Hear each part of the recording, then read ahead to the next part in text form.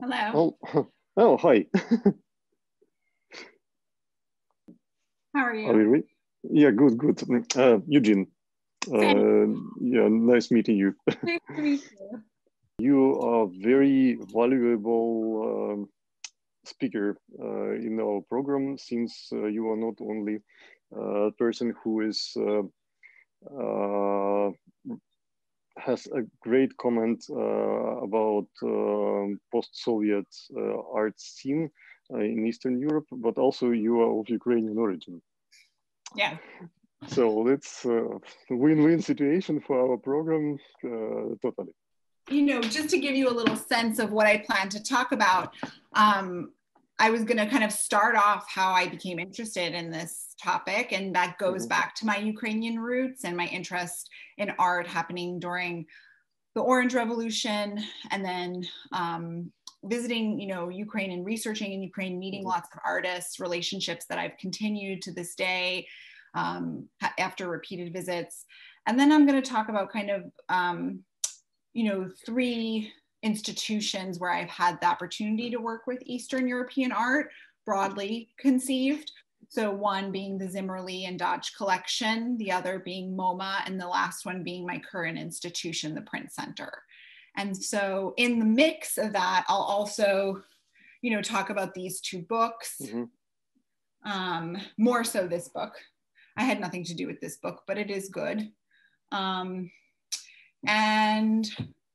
yeah, I mean, I can try to pay extra attention to the Ukrainian context and the presence of Ukrainian artists, you know, in books like this, but not in books like this, and sort of address why and how that may be the case. And yeah, that's about it. That's great. I would also probably ask you try to cover the question of presence of Ukrainian art of second half of 20th century and the contemporary art in a contemporary art world scene, in a worldwide scene. Because what we are here lacking is that the actual presence or the actual proof that Ukrainian art is valued or accepted well in international art context. We still have some sort of a post-Soviet traumatic complex that we are a little bit in the outskirts of art world, and we want to be connected. And probably you might give some hints what should be done in this terrain, or maybe describe what some mistakes are being done. Okay. So let me just look at my slides, because I think maybe I can remove some of them. You know, because it's interesting when you think about the kind of post-war period and the way in which Soviet art operates, because that larger umbrella of Soviet art is placed on all 15 republics and inclusive of Ukraine. And so it kind of complicates things further, because it, you know, veils the experience of Ukrainian artists in the Soviet period under this larger umbrella of the Soviet experience. And so how do we begin to look at Ukrainian art of the 60s, 70s, 80s in a way that is unique to its context, unique to Ukraine? And, you know, for better or worse, that's not my specialty. I have colleagues who do that very well, people like Elena Martinyuk, who's written a whole dissertation and a future book on Ukrainian art in the 70s and 80s, and particularly people like Arsen Zavadov and others who were painting and really influenced by international movements, like the trans avant-garde. However, you know, I can speculate for sure. My interest definitely lies more in the very contemporary period, you know, artists very actively working since, you know, 2000, 1989. And so I will try to speak to that diversity. I will point though, you know, the way Soviet art is narrativized, is discussed, is told, the story of Soviet art in the United States, is very Russocentric, right? It's always looking to Moscow. And, you know, the Dodge collection is no exception, right? Their permanent collection is, it's focused on Russia, basically. There's very little presence of the other republics, whether it's Ukraine or Georgia or Latvia or Lithuania, like, you know, in that core history, right?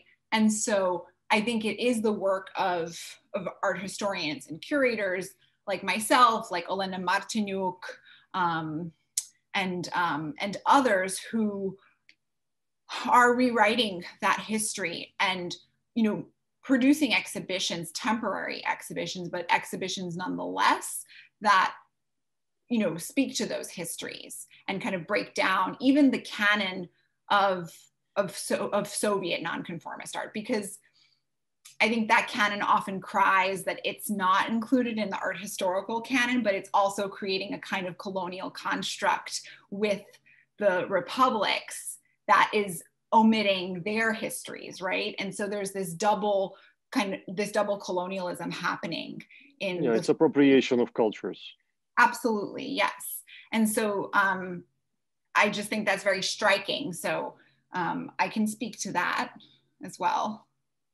Let me look up one name, 1 second, just of another historian I'd like to mention. Okay, yeah. Okay. So hopefully my presentation won't be too Russocentric, but we will see. I mean, that's another, you know, kind of broader issue in the US, that Russia often stands in for what Eastern Europe is, because it is, you know, the biggest, the strongest, and seemingly the mightiest. But in fact, it's really an oversight on the part of individuals who, you know, either for lack of information, lack of knowledge, or lack of interest, kind of pursue a more heterogeneous understanding of the, you know, Soviet and 20th century experience. Don't you think that the culture might produce some sort of a remedy for removal of this vision that Russia dominates over the appropriated cultures? You're saying you think maybe Ukraine itself can provide this remedy? Yeah, not only Ukraine, but I mean all those countries which were colonized by Russia at some stage of history might benefit from creating their own history or the vision or the strategy with their internal efforts, and actually putting or relying mostly on the cultural projection rather than the economical or political. Yeah, I think the change has to come from within, and to uplift and amplify one's own, you know, local national production is a very efficient, I think, strategy. And you say write histories and produce histories from within, but I would even argue and say that those histories have been written and those histories have been produced. They just haven't been acknowledged or uplifted or amplified in ways that they should. I think we're not starting from scratch. There is a lot already being done, having been done, you know, in a context like Ukraine. It just hasn't always been able to translate or be accessed outside of the country because of this, you know, very large hegemonic history of the 20th century that, you know, produced, you know, ideological barriers and language barriers and other sort of barriers to people's access. And I found that, you know, coming to Ukraine and researching in Ukraine, I feel like, you know, I feel I have a voice in shaping that history, but I'm very much also watching that history unfold because I do have so much faith in the artists art workers who are working in Ukraine. And so much has been achieved, I do think, over the years. And so I feel like a lot of people turn to things like globalism and sort of like universalizing structures as also another strategy, that if only artists from this country, if only artists from this region could step out into the global sector where contemporary art rules and nationality or, you know, particularities are less important, then maybe that, you know, that is another strategy, right? And that's a choice I think artists have to make. And I'm sure your art week and your, you know, your activities over, you know, the course of actually more than just a week, almost like 2 months, all, you know, address that kind of strategy as well. What does it mean to be, you know, a global artist? What does it mean to be a contemporary artist? Can that be achieved? And if so, how? Well, that's a very interesting question, actually. Well, we fight with our festival, so-called. Like, I hate actually this definition because it looks like we're having fun, but that's just a definition which is relative to the language. So it's an event, art event. Actually, it's a major art event in Ukraine, and we try to establish, if not, don't take me too bold, to establish a new scene, because there was a certain construction which was based on post-Soviet territories, and with people who are grown in art scene in the 90s, on the age of 80s and 90s, and they already became established, and the scene requires refreshments. That's why we support a lot the regional art institutions, and we also support emerging art institutions. And we, this year, when we still thought that we will have the offline event, actually, we thought that we will focus on artist-run art spaces, which is going to be kind of a unique selling proposition for our art fair, because normally art fairs, they are like trade fairs. They focused on commercial galleries, and the voice which is being translated from there is basically the transmitting from the market side. And we thought that we might become the first art fair who is representing the a new model of like self-institutionalizing of art people, which is like artist-run spaces. But yeah, COVID ruined everything. But we still think that we don't have chance to fight on our territory according to the rules of Western world. And we need to produce something new, which would be more like interesting, more like an alternative. Absolutely. And that's what we're trying to do. And what drives me is that we now feel a little bit of start of interchange between Ukrainian and international art world, and the fact that it's happening is not because of the collectors who are traveling back and forth, which as I mentioned before, it's more to the territory of rules of Western art world, or the models when the art fairs have these traveling collectors who are just like jet setting back and forth, but from the like horizontal cooperation between the art professionals, like the galleries mixing their programs, they meeting each other, they're changing the artists. So maybe this is a way. What also worries me a lot is that still, as you mentioned before, Russia has this vision of dominator in the region, even in culture, still appropriating a lot of developments which comes from different nations which were at some stage part of Russian Empire or Soviet Union. And that also has to be defeated somehow, but that also requires a lot of resources and power. For example, name of Malevich, who comes from Kiev, is also need to be fought for. And as far as I know, there is a certain intention or certain efforts are being put into this direction, for example. Yeah, absolutely. And I mean, that will come up in some of the images that I brought. I consulted on an exhibition at MoMA called A Revolutionary Impulse. And that exhibition was held in 2016. And it was in honor of the centenary of the 1917 communist Russian Revolution, as everyone refers to it. The subtitle of the show was The Rise of the Russian Avant-Garde. And clearly artists in the show were not exclusively Russian.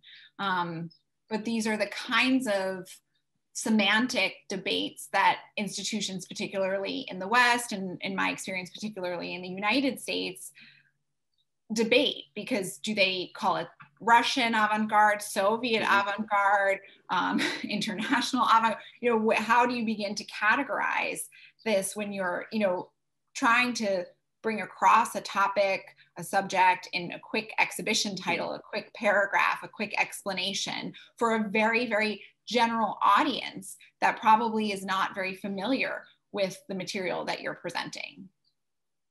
Yeah, that's absolutely right. Yeah, actually, when you used to work in Rutgers and Zimmerli, you noticed that, you also noted that that predominantly the collection is focused on Russian content. However, some names which are present there, and one of them, for example, Ilya Kabakov, with whom you worked intensively and have had this show and the book published, he comes from Ukraine, even though he calls himself not Ukrainian, but Soviet instead. Yes. But there are plenty of guys who in the 70s moved from Odessa to Moscow, like in these years when the Nonconformists group or the society was being developed. I thought that it's because Moscow and Odessa at the same time, they were like cosmopolitic cities. Also, Odessa like port of Franco, because it was like a real seaport, and it was a melting pot of ideas, cultures, and there was some fresh air coming from the outside, and some people who started to think more free. They decided that Odessa is too small for them, and moving to the land of opportunities. But since you noticed it, was it somehow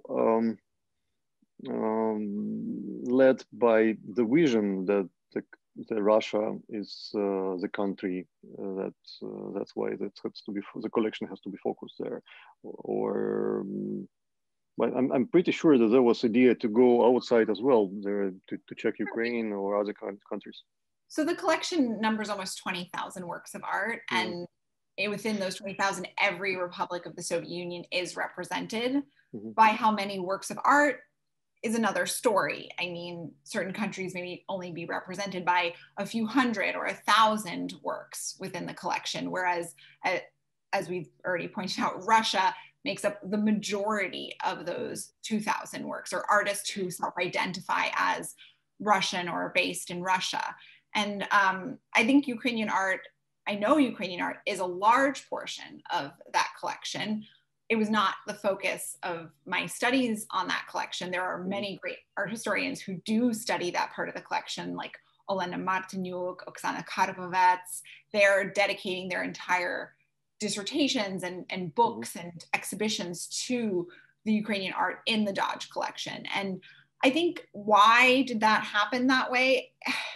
I mean, it's as easily explained, I think, as a personal preference, right? Norton Dodge was a scholar of Soviet economics researching in Russian territory in Moscow. That's why he first went to the Soviet Union, was to research his own economic study on women and labor and farmlands. It was called like Women and Tractors in the Soviet Union or something like that. And so Dodge frequented Moscow and frequented St. Petersburg. So of course, the majority of his purchases, the majority of his support went to artists living in those two cities. I mean, forget about even the rest of Russia. I mean, Ekaterinburg, Sibir, Kamchatka. I mean, those are not represented in the collection. The collection, Russia is represented by Moscow. Russia is represented by St. Petersburg. And so even just understanding the heterogeneity of Russia as a country is very limited in scope when you think about how one singular collector has pursued their passion, literally, because he was such a passionate person.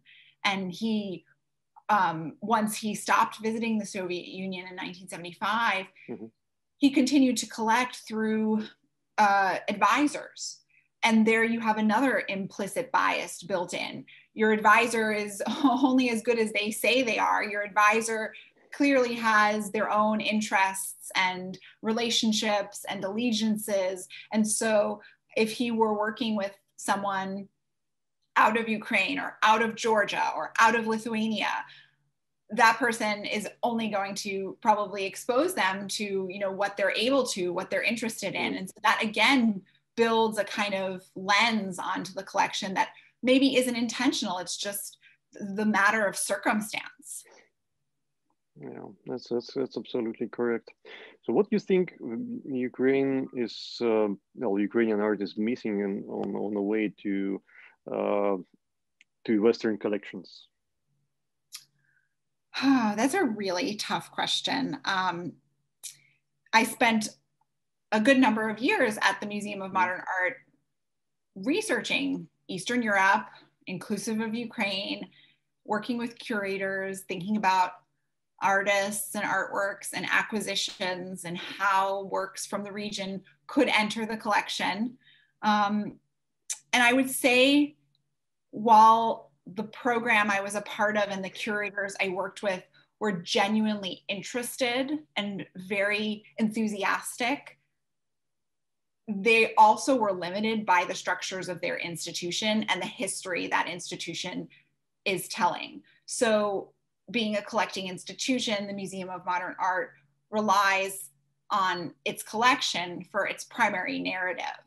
And at least when I worked there, I felt that a majority of the activities geared toward expanding and advancing that collection were jumping off points from the main narrative. And the main narrative is pretty canonical. It's pretty standard, right? Alfred Barr began the museum in the 1920s, actually with a Russian avant-garde collection, with works by artists like Lissitzky and Malevich. And so it became this collection of modernisms from the Soviet Union, from Germany, even places farther afield, like South America. And I think that it became challenging, or it is challenging, I think, still for the institution. I no longer work there, so I can't speak to where it stands at the present day, but I think it's challenging moving beyond that narrative, breaking that narrative, because it's still beholden to it. It's its foundation, it's its history, and it is also what audiences and its publics have come to expect, right? And so it takes curators, it takes great dedication on the part of curators to really actively change that narrative. And I don't think there's one solution. There's not one thing someone can do to change them and change that narrative. I think it takes time and it's a process. And we approached it through education being first and foremost, right? Because if you're not educated in something, you oftentimes are not aware of something, and you oftentimes misunderstand something. And so I felt like for as long as I was there, it was really important to have my colleagues visit the region, engage with artists, meet artists, see as much work as possible, host maybe artists or programming related to the region. And, you know, while the effects were not immediate, you know, maybe we didn't purchase artwork immediately, maybe we didn't, you know, create partnerships immediately, but I think that it planted the seeds for really a long-term systemic change. Yeah, that's good that you mentioned that sometimes the bigger or important institutions, they perform not only their own strategy, but also they are being led by more global influences, which not only dictated to them by political situation, economical situation, but also sometimes they also listen to the public or the requirements of like general public, which lately, as we all know, the cultural tourism became a very important economical factor for global economy. And having the blockbuster shows on is much more appealing than to do research shows. And also research, they consume pretty significant amount of resources from already limited resources of even bigger institutions. Yeah, and that's also the big challenge for the whole world to change it. Now it's even more challenging because the blockbuster shows we talk about are going to be too expensive to do. And the research shows, well, I think a lot of institutions, especially collecting institutions, are going to fall back on their own collections. And while they're going to want to, of course, expand them, diversify them, make them more inclusive, I think their priorities are changing now in the time of COVID because of different financial constraints. And so I think more than ever, the pressure is really on for curators to be really inventive in how they approach their collections, they approach their temporary exhibitions, because they don't have as many freedoms or leniencies as they might have in the past. I mean, as you've already said, art fairs are changing. Your entire festival fair is now online, and you know, you've changed, you know, your approach because of that. Large scale exhibitions like biennales, some of them have been postponed, some of them have been canceled. We hope that we can get to Venice, you know, next year and see work that often is where so many curators are exposed to art from other regions and have a chance to spend time with it. So because of the circumstances, all of that's in jeopardy, and our way of working, our norms have and need to change because of this.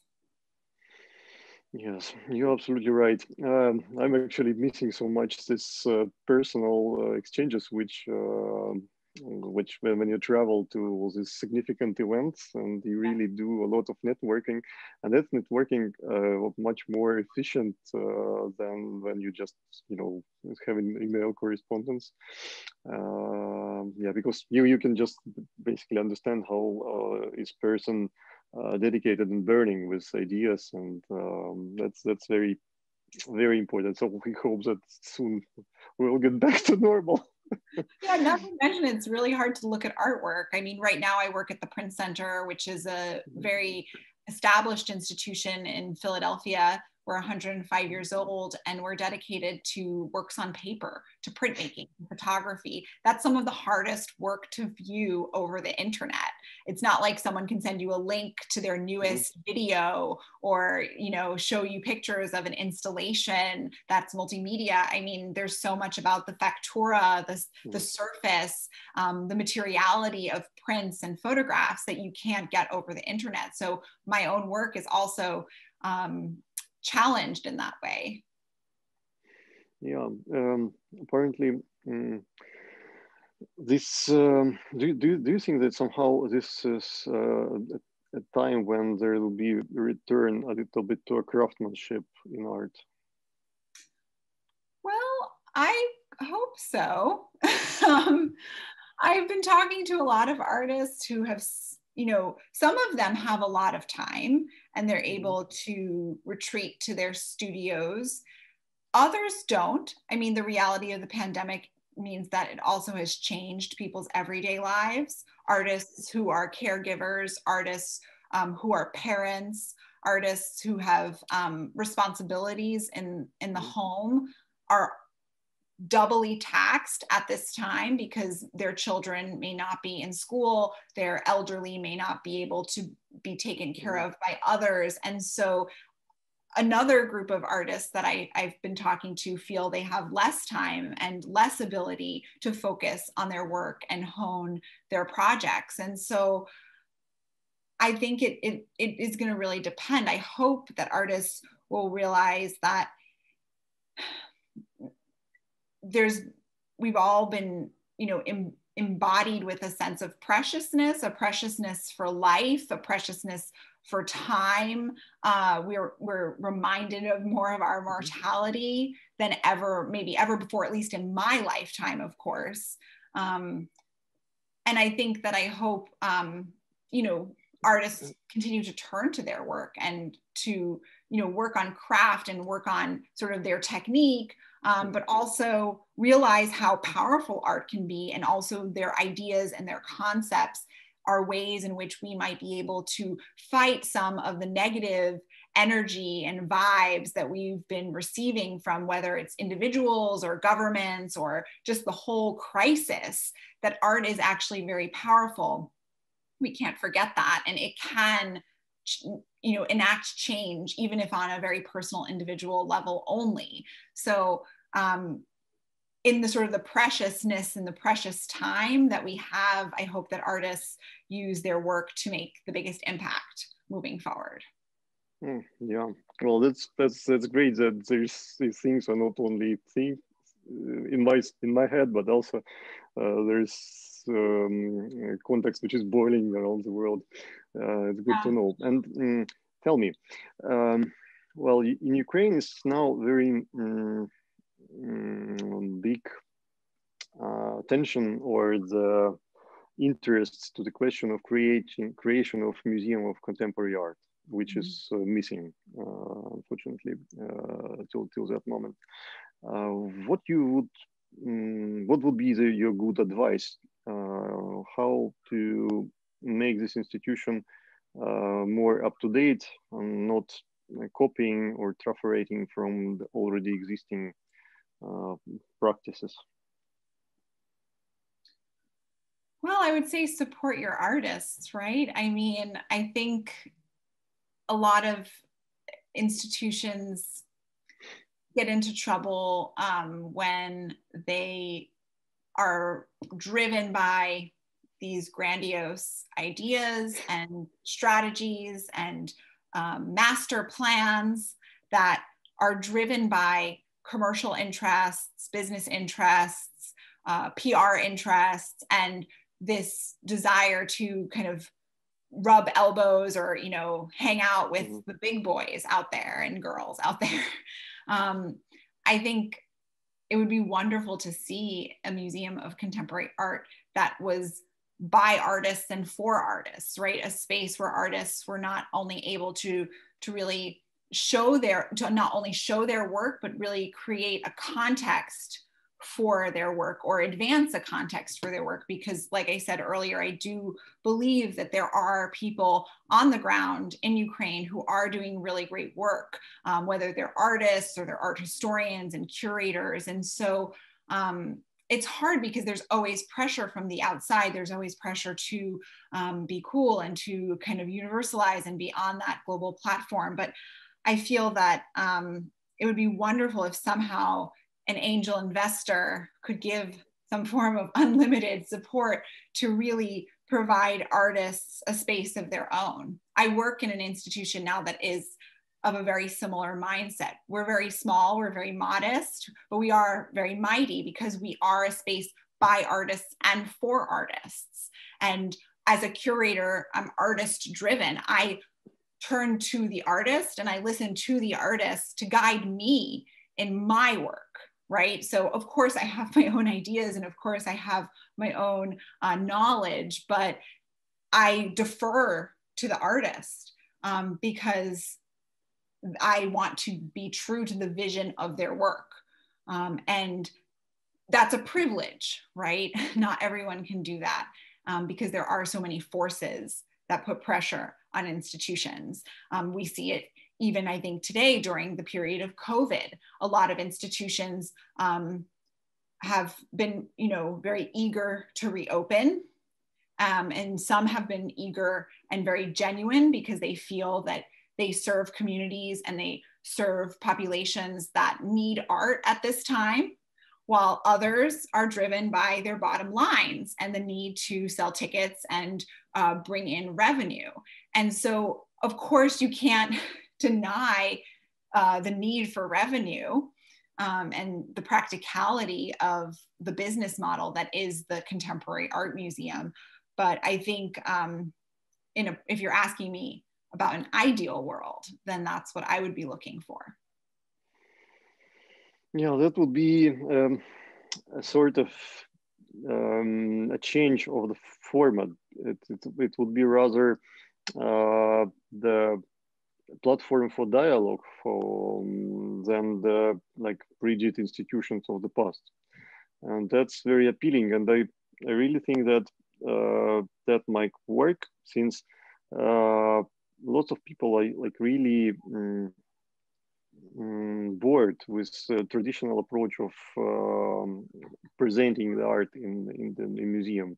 Some people are really hate to go to a museum because they feel, all these guys, the security guards, the observers who do not allow you to interact with art. And I remember that we once in art fair made an inclusive project which was called Feel the Art.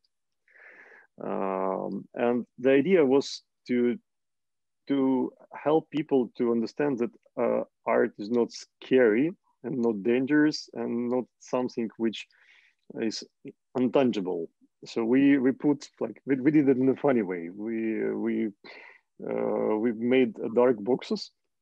And each dark box was which has a hole inside, so you can put a hand inside. And under or above every box was beneath the portrait of an artist. For example, if you have boys, you had the lard inside, so you don't know what's inside, so you put your hands in and then you feel the lard, and you feel also some felt, and this is kind of a strange feeling when you touch the artworks of boys. And also you had Van Gogh, and you can touch the surface of the painting, which is very pastels, or the Duchamp, this famous pissoir. So when you put the hand inside, there was a fountain with water. That's also pretty funny. But then we just made people feel that art is also about your interaction with art, or your personal interaction, which is not limited by somebody else's opinion or the description which is written in the book. So you can have your own idea, and you don't have to be afraid of creating your own attitude to art. You like it or you dislike it, but that's the point where you already led to the fact that you are already appreciating art, or at least looking at it seriously. So what you're sharing with me is really a kind of a story of education, right? And art education, which I think comes part and parcel with building a new museum. So it's, impossible to think that you can create a new museum, especially to contemporary art or post-war and contemporary art, where so much of the work, as you've just described, Boys, Duchamp, and their equivalents are incredibly conceptual. You can't imagine creating such a building and mounting such a collection and not educating in relation to it, right? So I think, you know, museums are more than just curators. In my practice, I work very collaboratively, and it's my colleagues in the other departments of the museum that truly make things happen. So if I were, you know, as you're proposing, in an ideal world, creating this Museum of Contemporary Art, I would say the Department of Education is just as, if not more important than your curatorial department. Not just because you want to educate your local audiences who may or may not be familiar with contemporary art, but that, you know, the work of artists can be interpreted in myriad ways. And people, you know, oftentimes, you know, as you say, don't feel comfortable doing that. But there, you know, the museum educator and museum education is there to guide the viewer and, you know, show the viewer that really there's oftentimes no wrong answer, and that it's just their relationship and their engagement with that artwork that produces the effects that is truly the goal of the museum. Museums claim that they're nonprofits. Museums claim that they're educational institutions. I mean, not every museum, perhaps private museums have different modus operandi, but, you know, an institution like the Museum of Modern Art, that is their mission. Like my institution, that is our mission, education. So I think that would be critical for your new museum. Well, yeah, we'll definitely take it into consideration. And just a little bit for the artist as well. I always been asked about how the artist have to handle his career, and what shall I advise to him or to her. I always keep telling that you guys have first to become more international, in a way that having skills is good, having ideas is wonderful, but being able to translate them is great. And what I feel that Ukrainian artists, young artists, is missing is, for example, knowledge of English, for example, or at least one foreign language, and the ambition or the skill of applying for residencies, for prizes, for opportunities which are plenty in the world. What would you think might be a good advice for Ukrainian artists, how to become more relevant to the international art world? So, I mean, your suggestions are, I think, very good. They're very practical, very, you know, like the nuts and bolts of maybe what, you know, an international artist is. I recall that incredible work from the early 90s by Mladen Stalinovic, who said, you know, it reads, you know, no one is an artist if they don't speak English, basically. That's not the direct quote, but it's this beautiful tapestry. And, you know, Stalinovic was a very funny man, and he often used satire and humor to poke fun at himself, at the regime, and at the art world. And so thinking about English as this lingua franca for the art world is clearly something not new and very well known. There's a wonderful article by the scholar Magdalena Moskalevich on the language of the art world.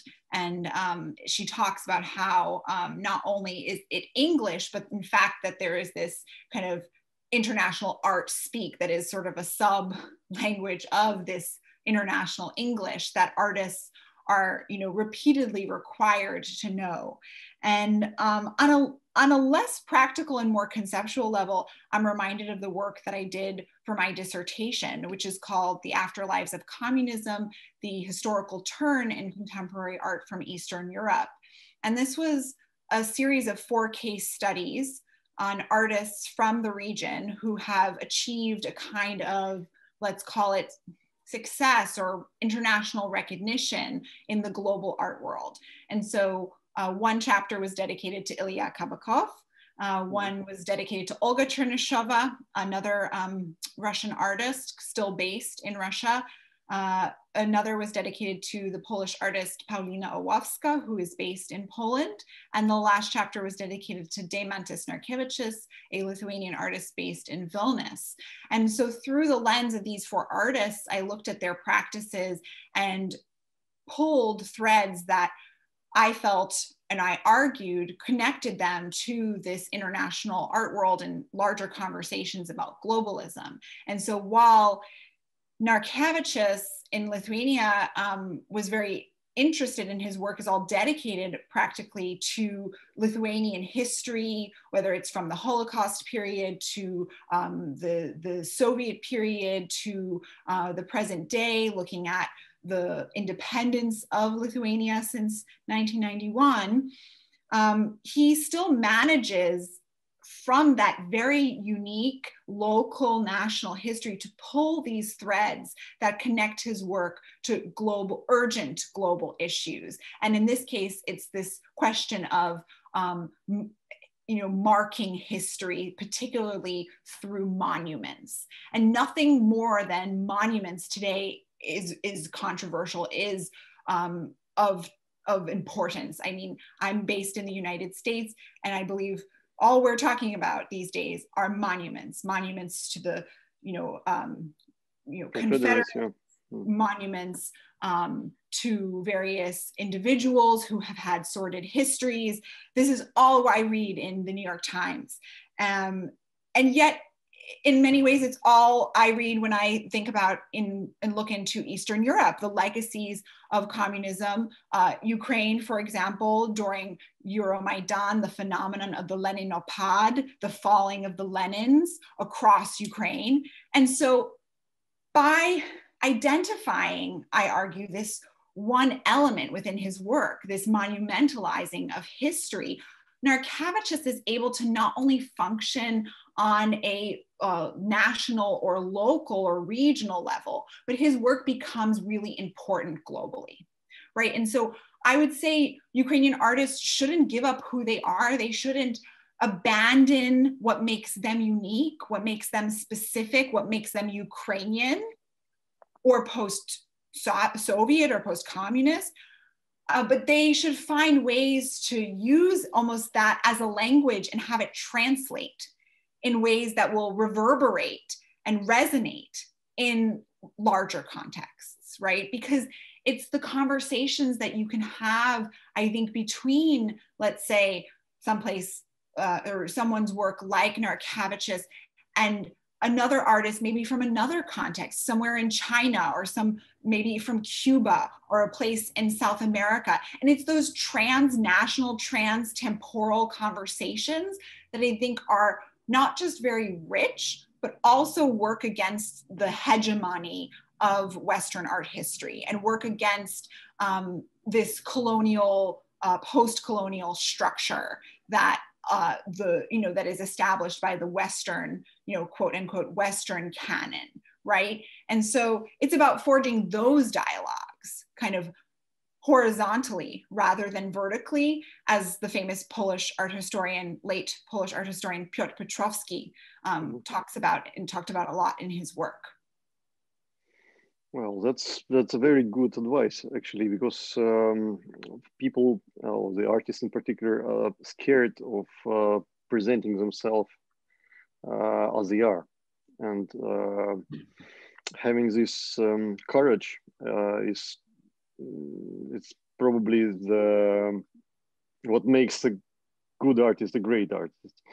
Yes, that's well said. What's there in your presentation, actually? So let me show you. So I have many, many slides. And so I don't have to show all of them, but basically, I kind of wanted to tell people a little bit about my experience in Ukraine. I wrote a thesis for my bachelor's on rep. I spent 2 years going to Ukraine and working with these artists. They were very young at the time, so young, actually, looking back. And we've all grown up so much since. And I recognize that because after spending several years focusing on work like this, I returned to Ukraine and continued to meet with them, and all of them have sort of gone their own separate ways. And so this is just some work from Lesya Khomenko during the Euromaidan revolution. And she was actually, at the time when I went to visit in, I guess it was 2016, she was one of the only members of REP in Ukraine at that moment. All the others were on residency abroad and very busy. And so just the whole nature of their work as youth, really, you know, kids, students in their early 20s in 2005 and 2006, and how much one decade, 10 years changed them. Another great artist I've really admired, who I am in touch with, is Anna Ziagenseva. And these were works that she made, again, around Euromaidan, photographs that just drew your attention to the subtle differences and how impactful these the actions taken around that time were to the urban landscape. And for me, while these are clearly focused on the architecture, the everyday surroundings in Kyiv, they also, for me, mark a kind of psychological or personal, emotional, they're marked in a certain psychological, personal, or emotional way. And so the scars that have been left on this building, for me, are metaphors to the scars left on so many people's lives, the trauma and the pain and the suffering that took place during this time. And so this was, I thought, a really brilliant photo series that she had created at that time. And then Open Group, a group that I've really enjoyed talking to and getting to know, starting with this presentation in 2005 at the Venice Biennale. And since then, their work has continued very, very strongly. And so this is from the Pavilion Hope, that I believe was organized by the Pinchuk Art Center. Mm-hmm. And then my PowerPoint moves on to the Dodge collection. And so I think this area is, I maybe have included far too many slides, but I kind of wanted to introduce, or show people, what this institution does, and sort of how an American perspective, because again, I guess I propose to speak to you today about curating Eastern European art from an American perspective, how American perspectives have shaped a narrative of nonconformist art, from here, the front page of the New York Times after the Bulldozer exhibition in September 1974, to the trilingual editions of Aya magazine that circulated in New York, Paris, in the 1970s and 80s, to Dodge himself, who was truly an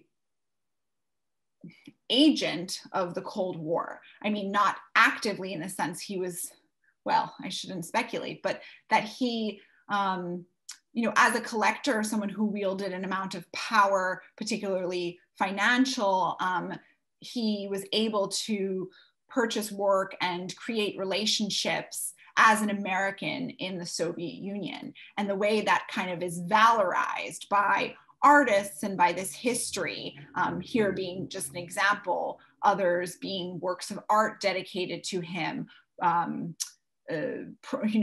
performances dedicated to him, and the many, many catalogs that he wrote and he funded over the years, the books that he wrote and catalogs that he published. This is the seminal book of that collection from 1995.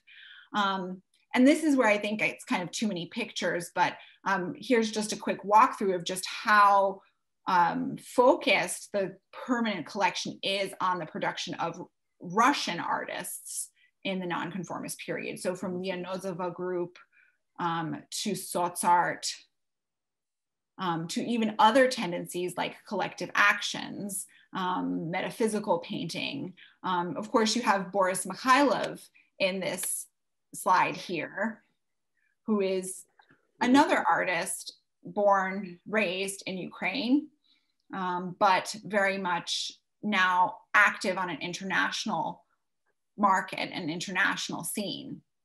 And his work is oftentimes dedicated to a kind of Soviet aesthetic or Soviet experience, which may eclipse his Ukrainian identity. So, what else?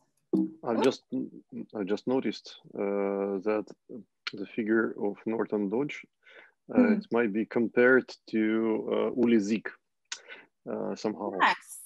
Yeah, because he like really were in the proper time and the proper place and chosen the very narrow subject, and probably he is the greatest. I mean, Norton Dodge was great. I mean, he was genuinely interested in this work and genuinely wanted to support artists. I don't think I've ever heard a story, and I've heard many a story from artists themselves about Dodge that wasn't positive, that didn't paint him in a positive light as someone who was there to help them, was there to support them, and was actually very interested in their work. He was very hungry for art. He was very curious. And I had the pleasure of meeting him before he passed away in 2011.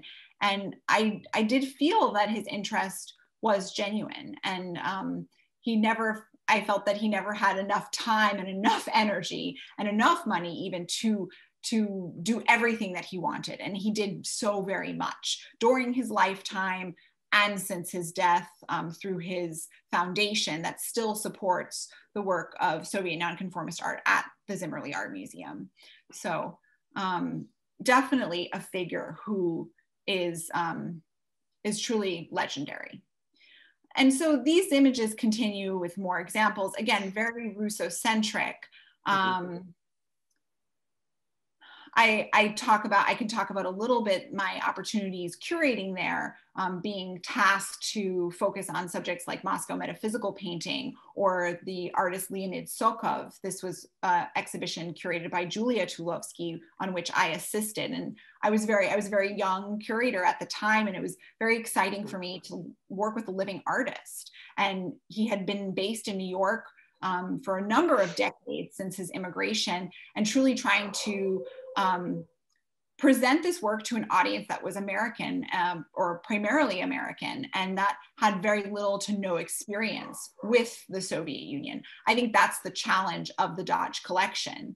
And so there were other exhibitions we did that tried to make these artists more accessible, more tangible to our audiences who were coming from our university community, but also coming from the larger New York City area, again, with not always a knowledge of what the Soviet Union was or what nonconformist art was.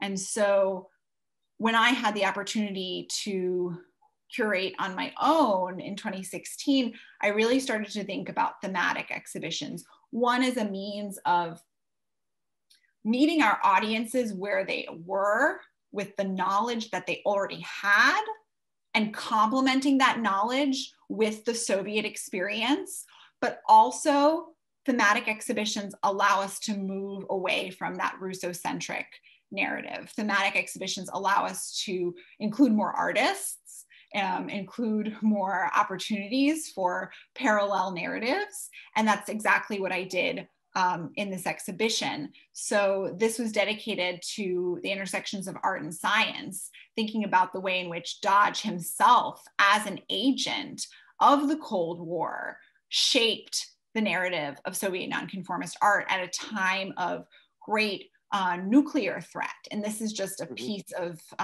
paper, a flyer that is in the archive there at the museum that talks about understanding the Soviet Union in this time of the nuclear age, and trying to understand how we can engage with that subject matter, even if we are opposed to it.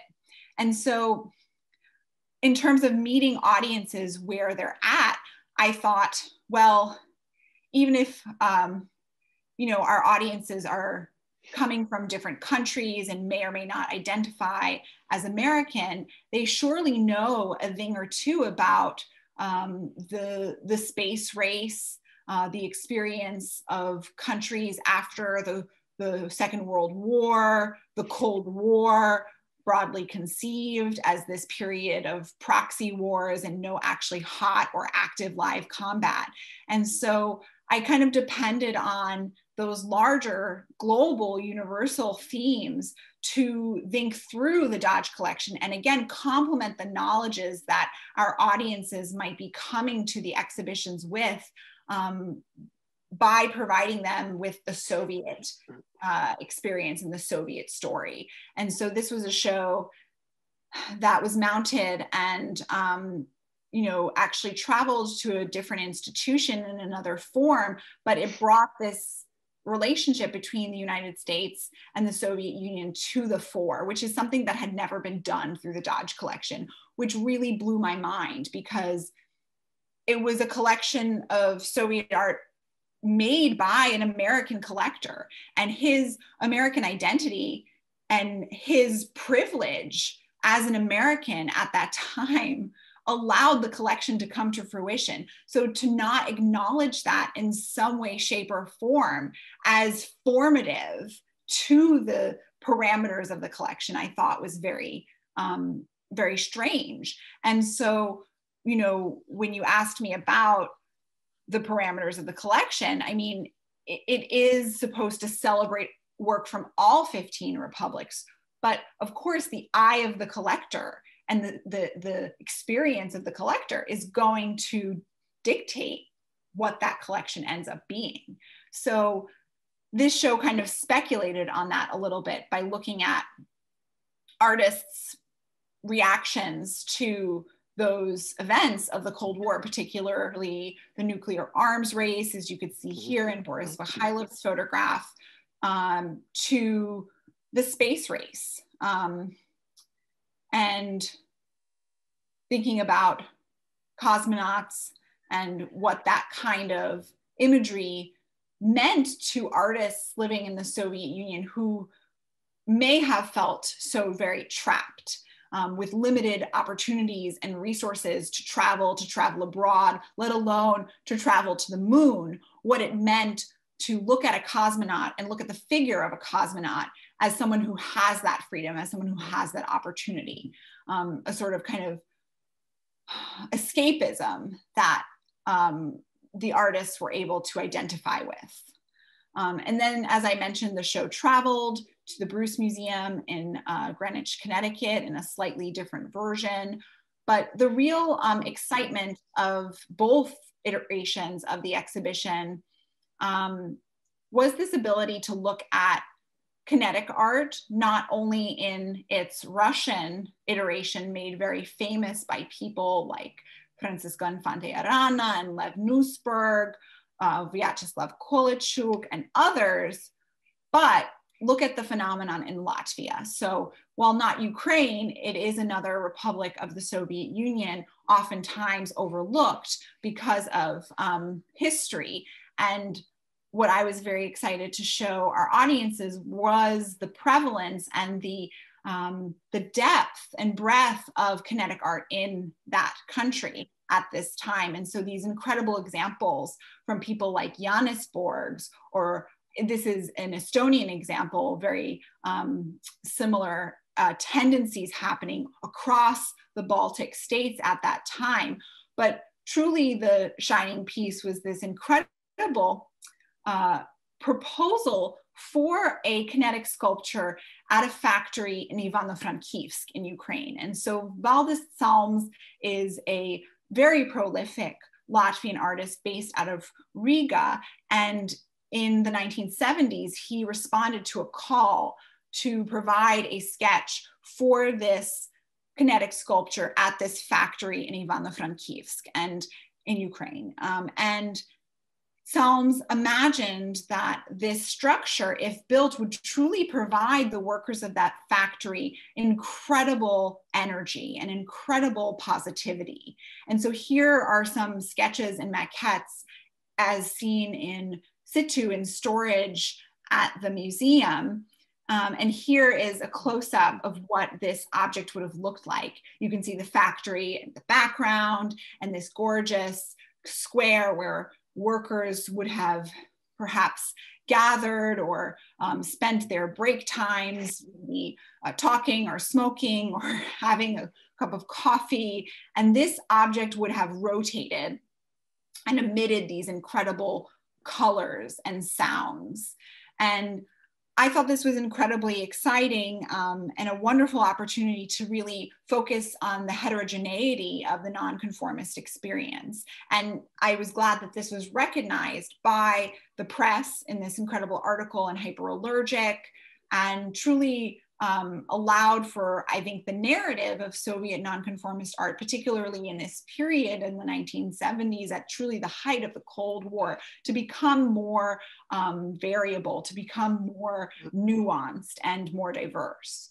And so you had mentioned earlier my work on Ilya Kabakov, which still continues to this day. I've built a long-term relationship with him and his wife, Emilia Kabakov, who have been very supportive of my work over the years, including this exhibition on view at the Zimmerli Art Museum in 2019-2020 that focused on the relationships among artists in Moscow in the 1970s through the medium of the album. And so I have a few images about that,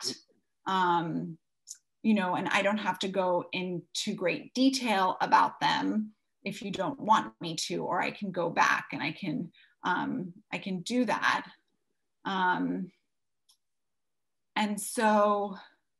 then I bring in some examples from MoMA. I mean, again, this is very Russo-centric. This was a project on modern photography that I was a part of that really looked at a history of modernism, but made great efforts to incorporate Eastern European artists, particularly from Czechoslovakia, Hungary, as well as Russia.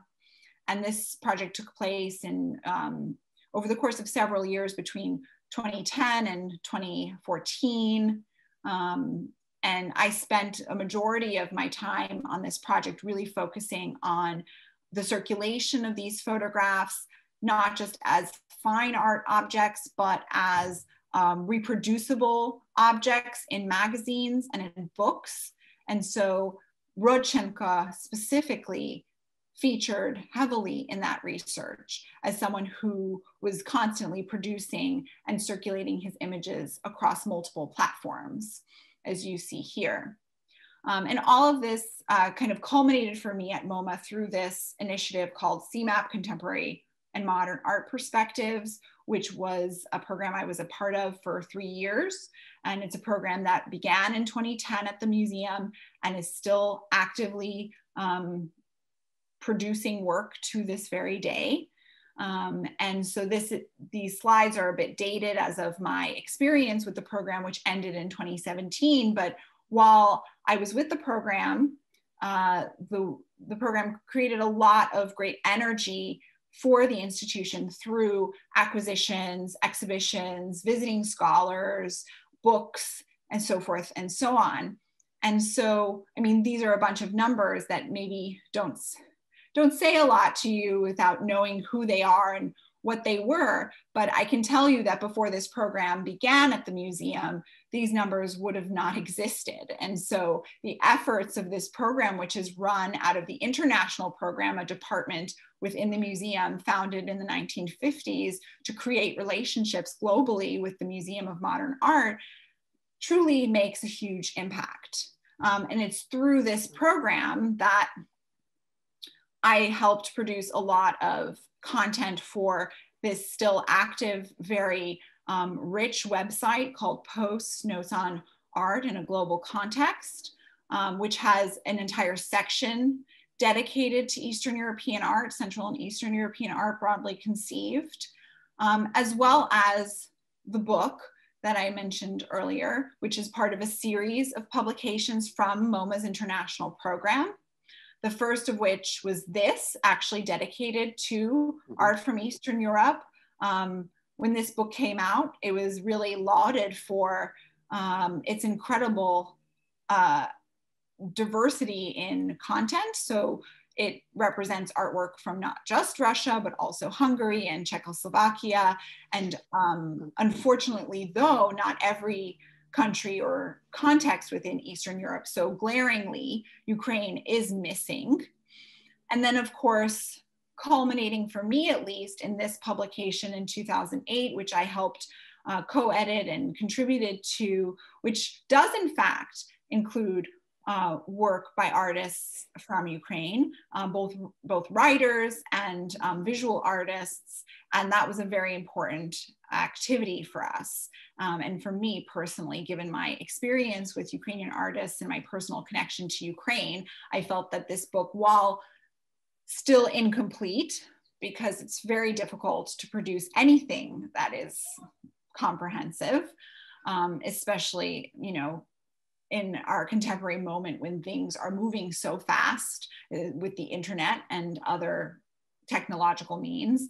But it was very important to have this book be at least more representative than the last. And I do think we achieved that on some level. And it has several chapters dedicated to different aspects of the post-1989 experience in the region. So from history and exhibitions to archives and you know, gender questions, and concludes truly with this chapter on the global world and kind of situating what it might mean for artists from Eastern Europe to circulate in this kind of global art world. And the book is complemented by images as well as spreads from contemporary artists like here Paulina Olowska and others throughout the book, and concludes with a series of maps, which really points to the kind of work that this program has been doing over its more than decade-long existence. And it kind of gives voice to the different cities that we visited, as well as the individuals that we met with, artists, art workers, curators, and so forth. And so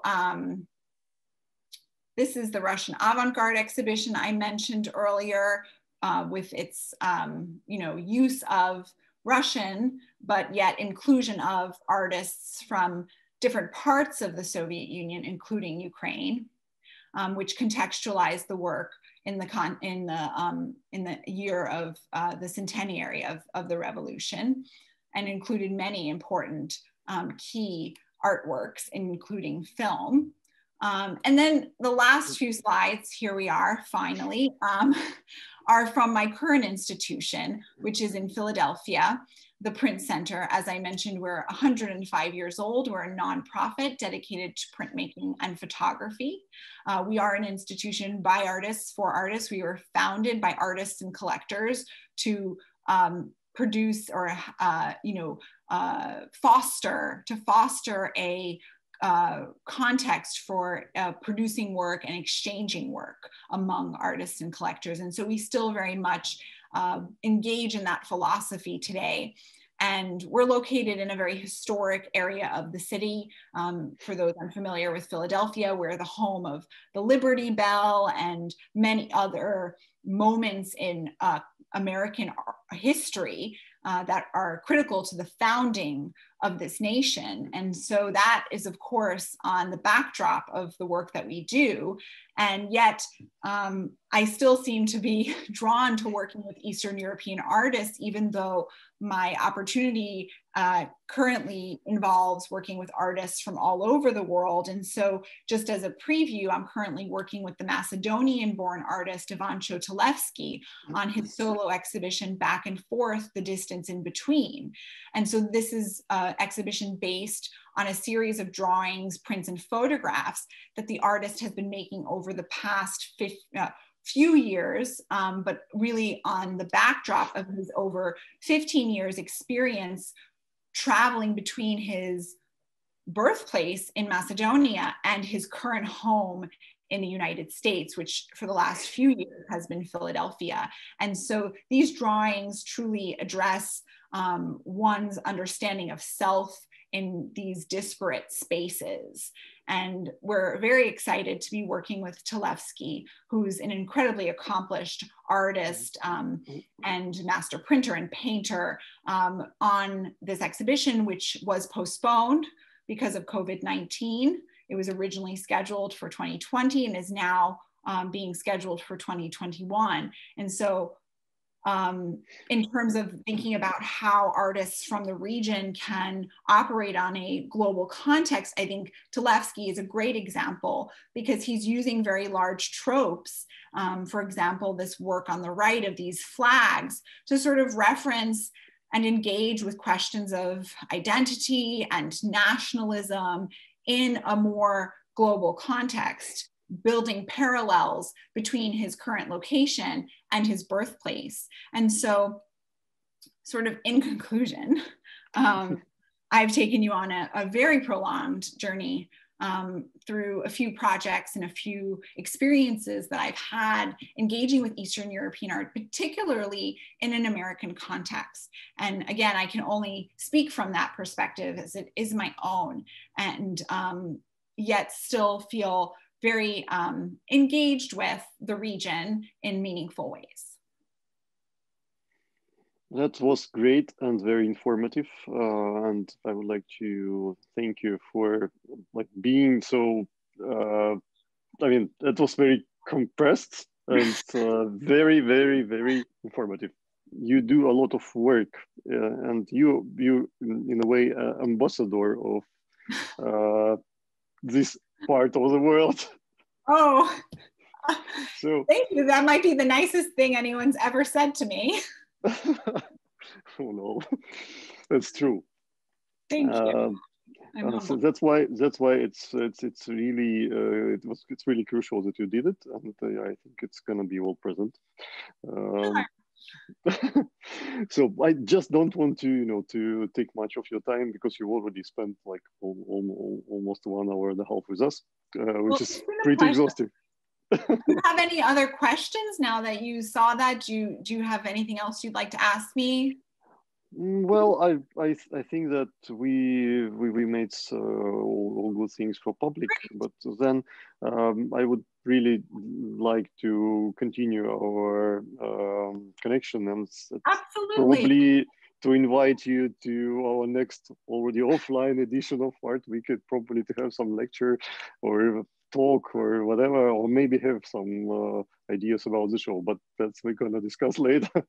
Well, it was so nice to meet you, and your questions were awesome. I mean, clearly you're very dedicated, you're very invested, and you're very knowledgeable about not just what's happening in Ukraine, in your closest proximity, but clearly internationally. And that's really impressive, and it's very commendable. And it sounds like you're going about it in a very smart way. Despite the limitations and the challenges that we always have, and then now even worse because of COVID. So, what we do is not easy, but we probably wouldn't do it if it were easy. So I really, congratulations on managing this program, all the lectures, Nicolas Bourriot, Boris Groys. I mean, you've had really top scholars and critics. So congratulations. And I really I'm humbled to be a part of it. Thank you for this opportunity.